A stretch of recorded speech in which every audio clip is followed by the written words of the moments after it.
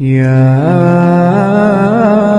أيها الذين آمنوا اركعوا واسجدوا واعبدوا ربكم وافعلوا الخير لعلكم تفلحون.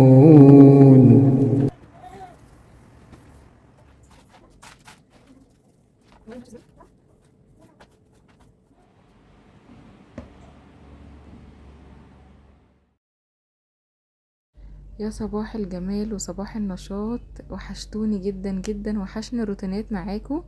رجعنا كمان للروتين. عايزه اقول لكم انا عارفه ان انا غبت عنكم فتره طويله جدا من الروتينات، بس والله حصل ظروف كده للقناه، وانا اصلا التليفون عندي كمان باظ معايا، ومفيش غير الباسورد بتاع القناه كان على التليفون بس، ونسيته كمان فمعرفتش افتح القناه خالص. بس لما فتحت بقى ما كنتش النفسيا بصراحة، يعني ان انا متشجعة ان انا اعمل روتين، فنزلت لكم كده شوية وصفات. وبعد كده الحمد لله الفترة الجاية بإذن الله هنشتغل مع بعض روتينات حلوة، وهنتشجع كمان بدخول المدارس كده. يلا كده نجهز مع بعض البيت ونهيئ بقى نفسنا للمدارس ان شاء الله. هبتدي معاكم بقى واحدة واحدة كده في تنظيف البيت. بصراحة انا يعني لسه فترة تقريبا شهر كده وشوية على المدارس، فانا مش هضغط نفسي قوي، فكل فترة همسك كده حاجة انضفها معاكم. بدأت اول حاجة التنظيف. بص دي غرفة بنتي. هي طبعا ايه جايبه لها كده فيها حاجات بسيطة، طبعا كنبة، دولاب صغير على قدها. هصورها معاكم في الاخر خالص. هنبتدي ننضفها مع بعض.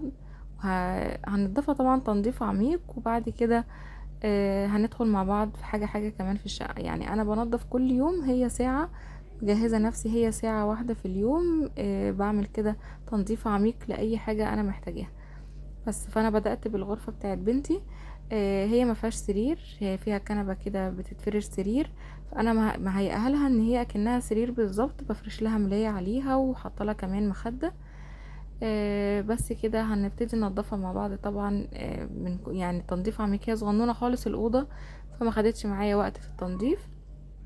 جريت الكنبة طبعا وكنست وراها ومسحت، وزي ما شفتوا في اول الفيديو نضفت الاول الشباك، وبعد كده جبت قماشة كده، اي قطعة قماشة قديمة عندي بحطها كده في الشباك. عايزه اقولكوا الحركة دي حلوة قوي، وبتنضف معايا التراب، ما بتخليش تراب يدخل معايا كتير. وكل فترة كده بغيرها بغسلها واحط واحدة تانية نظيفة. بس كنست بقى ورا الكنبة، وهبتدي كمان امسح وراها. شجعوا كده يا بنات، وحقكم عليا، انا عارفه والله ان انا اتاخرت عليكم جدا في الفيديوهات، بس صدقوني والله غصب عني. انا عارفه ان الفيديوهات بتاعت الروتينات بتديكوا كده باور، وتشجعوا معايا ان انتوا تعملوا اي تغيير. في فيديو كده قديم عندي على القناه كنت عامله تغييرات في الشقه القديمه، كنت لسه فاتحه القناه جديد، وكنت لسه في، يعني انا عزلت من شقه لشقه، بس طبعا ما صورتش معاكم. كنت عامله تغيير كده في المطبخ عندي. المطبخ عندي كان صغير قوي، وكنت جايبه غساله اطباق، فغيرت كده، كسرت حاجات وصغرت الضرفه اللي تحت الحوض، صغرتها عشان خاطر احط غساله الاطباق. كانت الغساله العاديه وغساله الاطباق في المطبخ بس. فعملت كده شويه تغيير، وهنا في الشقه دي صورت معاكم روتين او اتنين، وبعد كده التليفون زي ما قلت لكم باظ مني، فمعرفتش افتح القناه تاني. فان شاء الله باذن الله هشتغل معاكم واحده واحده، وهنصور معاكم كل تفصيله في البيت اللي انا فيه دلوقتي. بس اهم حاجه حبايبي ترفعوا بقى الفيديوهات وتضغطوا على اللايك عشان الفيديو يترفع. عايزه اقول لكم والله العظيم وحشتوني جدا، وان شاء الله انا متفائله خير. الفتره الجايه الفيديوهات دي باذن الله هتترفع وهتجيب مشاهدات، بس طبعا بسبب دعمكم ليا. عايزه تشجيع منكم كده. بس انا مسكت حته حته كده في الاوضه زي ما انتم شايفين. الاول عملت ورا الكنبه ورا الديب فريزر، حطاه هنا برضو في اوضه بنتي. وبعد كده برضو هنا الباف، ودي السبوره بتاعتها بتحب تلعب بيها. هنا بقى حاجات هي رصاها برضو في الدواليب بتاعتها وعلى التسريحه. دي قطعه كده كانت في المطبخ عندي، دخلتها عندها، ركبت لها بس ضرفه بيضه ودخلتها عندها في الاوضه. هي بس الأوضة متكونة من دولاب وتسريحة كده 3 دراج. وحطيت لها القطع دي برضو عشان لو في أي حاجة زيادة حابة ان هي تضيفها في القطعة، عشان طبعا الأوضة صغنونة خالص يعني. هصورها معاكم في اخر الفيديو بعد ما اخلصها، هوريها لكم كده ان شاء الله تعجبكم. وكمان حلو قوي اللون الابيض. البنات اللي بتقول لا الابيض مش حلو،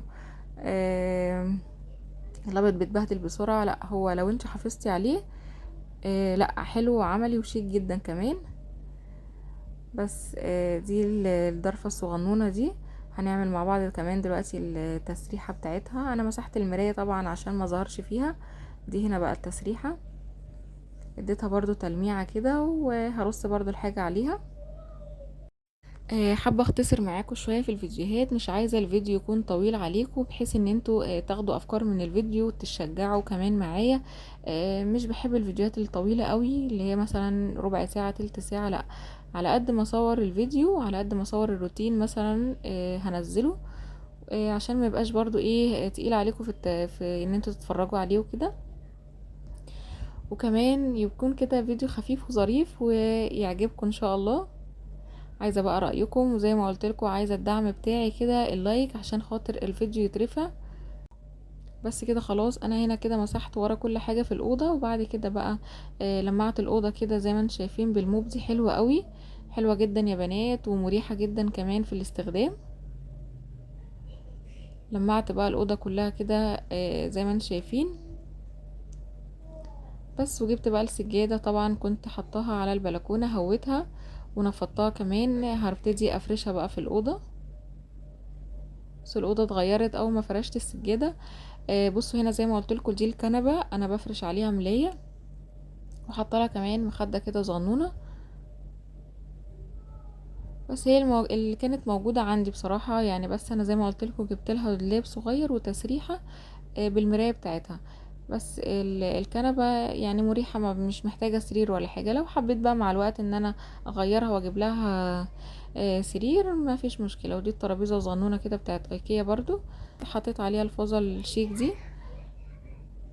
وكده خلاص بقى خلصنا الفيديو بتاع النهاردة. زي ما انتم شايفين كده الجولة معانا في الأوضة. الأوضة صغيرة كده، أنا واقفة على باب الأوضة وبصور لكم التفصيلة بتاعت الأوضة. على الشمال على اليمين قصدي الديب فريزر والكنبة زي ما انتم شايفين. وبس كده حبايبي، وصلنا لنهاية الفيديو. استنوني بقى في الفيديوهات الجاية ان شاء الله. اشوفكم في فيديو جديد على خير، والسلام عليكم ورحمة الله وبركاته.